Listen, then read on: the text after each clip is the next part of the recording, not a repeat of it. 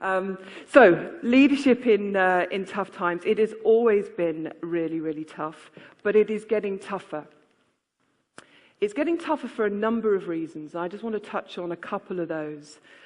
First of all, trust in leadership has never been as low as it is today. There's a fantastic survey that's free to download. It's called the Edelman Trust Barometer, really worth having a look at. The Edelman Trust Barometer is a global survey on trust, and what it tells us in the developed world, only 30% of people, that's customers and employees, actually trust us as leaders. Lower than it's ever been.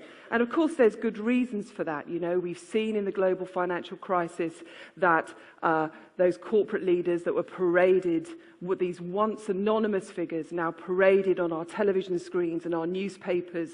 Fred the Shred, Sam Laidlaw, the head of Centrica, with his face blazoned on a light bulb with the word blackmailer written underneath it as they put their prices up again.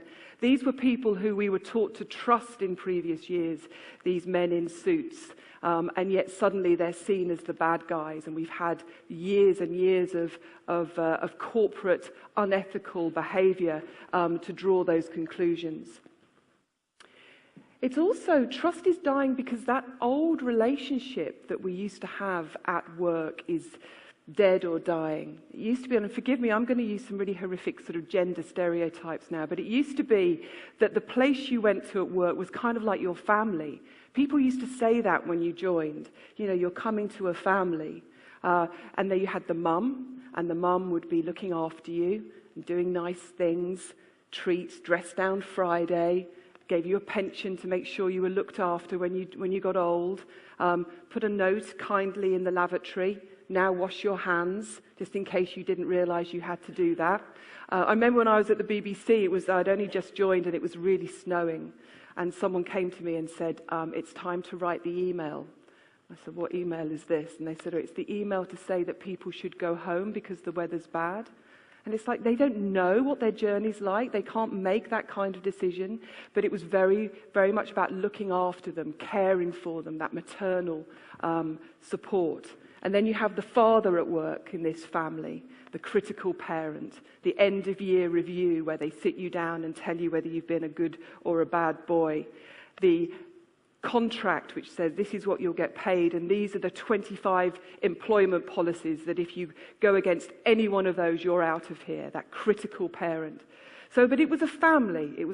Well, the global financial crisis is not so much of a family anymore. We made 1 in 7 people redundant in the UK during the recession. We cut people's pay, we froze their pay, we took away their final salary pension schemes and said you're on your own for saving in your old age. Now, families don't do that when the going gets tough. We don't chuck them out.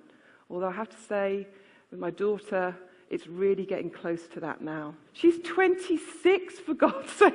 Why won't she go? Well, I know why she won't go, because she's got Netflix in her room and she doesn't get hassled and she has somebody who irons her clothes. So why would she go? So, enough of my personal angst. So families don't kick people out when the going gets tough, but of course that's what, in essence, businesses do when it gets rough. And 7 years, 8 years of that global financial crisis has taken its toll on that relationship. And people don't trust anymore. And of course, millennials don't want that family piece anymore. You know, they want different things. 70% of this millennial generation, who are going to be 75% of the workforce by 2020, they want to work for themselves. 70% of them want to work for themselves.